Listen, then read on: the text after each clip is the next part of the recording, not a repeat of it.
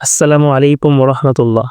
সম্মানিত দর্শক শ্রোতা, আজকের আলোচনার বিষয় রাসূল সাল্লাল্লাহু আলাইহি ওয়াসাল্লামের বীরত্ব ও সাহসিকতা, মানবতার মুক্তির দূত। বিশ্বনবী মুহাম্মদ সাল্লাল্লাহু আলাইহি ওয়াসাল্লাম শুধুমাত্র একজন মহান নবী ছিলেন না, বরং তিনি ছিলেন এক অসাধারণ সাহসী নেতা, দূরদর্শী, কৌশলী ও অতুলনীয় বীর। তার জীবনের প্রতিটি অধ্যায়ে ফুটে ওঠে অবিশ্বাস্য সাহস ও বীরত্বের উজ্জ্বল দৃষ্টান্ত।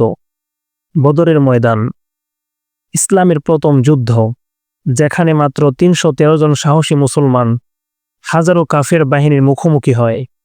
রাসূল সাল্লাল্লাহু আলাইহি ওয়াসাল্লাম নিজে সামনের কাতারে থেকে যুদ্ধ পরিচালনা করেন। তিনি আল্লাহর ওপর পূর্ণ ভরসা রেখে সাহসের সঙ্গে মোকাবেলা করেন এবং তারই নেতৃত্বে মুসলমানরা বিজয় অর্জন করে। উহুদের দৃশ্য, যখন যুদ্ধের মাঝপথে মুসলমানরা বিচ্ছিন্ন হয়ে পড়ে এবং অনেকেই ভাবেন রাসূল সাল্লাল্লাহু আলাইহি ওয়াসাল্লাম শহীদ হয়ে গেছেন, তখন রাসূল সাল্লাল্লাহু আলাইহি ওয়াসাল্লাম রক্তাক্ত অবস্থায় দাঁড়িয়ে যান, সাহাবীদের ডেকে নেন এবং তার সাহস ও দৃঢ়তা আবার মুসলমানদের সংঘবদ্ধ করে তোলে।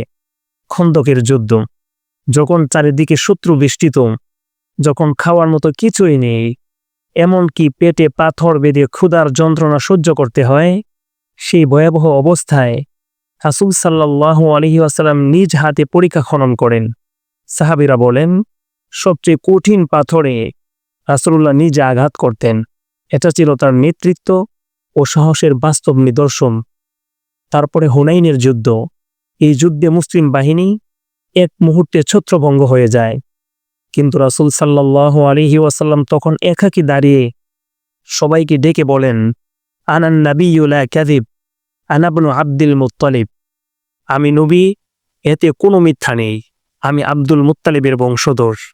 তার এই সাহসিক আহ্বানে সাহাবীরা আবার ফিরে আসে এবং মুসলিমরা বিজয় অর্জন করেন। তার ব্যক্তিগত বীরত্ব, হযরত আলী রাদিয়াল্লাহু তাআলা আনহু বলেন, যখন যুদ্ধের আগুন জ্বলত, যুদ্ধের ভয়াবহতা চরমে উঠত, তখন আমরা রাসূল সাল্লাল্লাহু আলাইহি ওয়াসাল্লামকে সামনে পেতাম এবং তাকে আশ্রয় নিতাম। তিনি ছিলেন আমাদের সবার চেয়ে সাহসী।